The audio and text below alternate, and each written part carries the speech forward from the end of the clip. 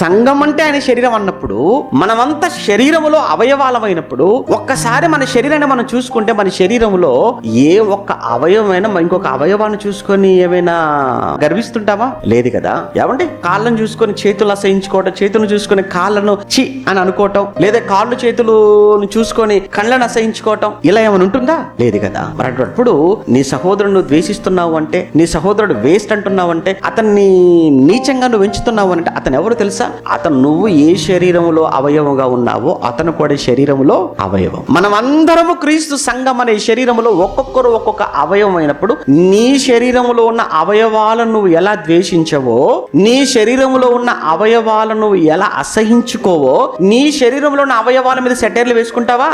ఈ చెయ్యిట్రా ఇంత చండాలంగా ఉంది అనుకుంటావా? నీ చెయ్యి చూసుకొని, ఈ చెవులేట్రా ఇంత ఇలా అయిపోయారు అనుకో, నీ అవయవాలను చూసుకొని అలా మాట్లాడుకుంటావా? మరి నీ శరీరంలో ఉన్న నీ అవయవాలలో ఏ ఒక్క అవయవాన్ని చూసుకొని నీచంగా అసహ్యంగా మాట్లాడుకున్న నువ్వు మరి సహోదరుని కోసం మాట్లాడుతున్నావు అని అంటే, ఆ సహోదరుడు ఎవరు అనుకుంటున్నావు? అతను క్రీస్తు సంఘం అనే శరీరంలో అతను ఒక అవయవం. నువ్వు ఆ సహోదరుని కోసం మాట్లాడుతున్నావు అని అంటే నీ శరీరాన్ని నువ్వు అసహించుకున్నట్టే, నీ శరీరాన్ని ద్వేషించినట్లే.